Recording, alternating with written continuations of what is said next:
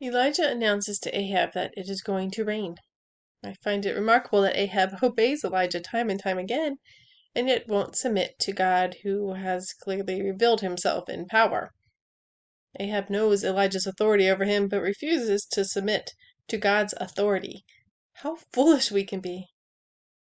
Elijah is fully convinced that God will hear and answer his prayer.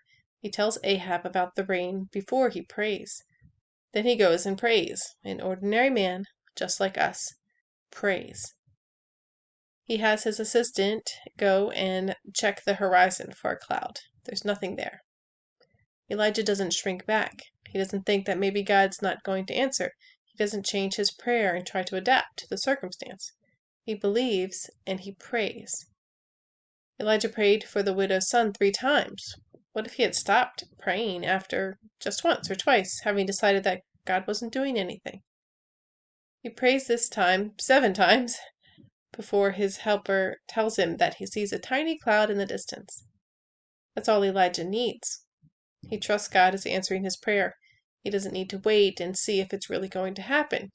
He waited for God to show it was time, and then he believed.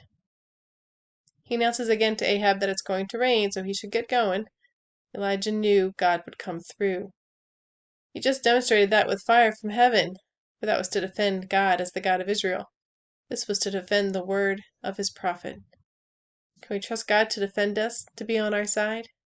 Do we trust him to hear and answer? Elijah is acting on God's word. They are a team. Elijah lives before God. When you are with him, you won't be going astray, seeking after things he doesn't want for you. This section ends with Elijah outrunning Ahab's chariot. There seems to be not much point to it. Elijah just seems to be having fun, like suggesting that the false gods were using the bathroom and couldn't send fire right then. God lets him, though. They are a team. They understand each other, as much as Elijah could understand the God of the universe.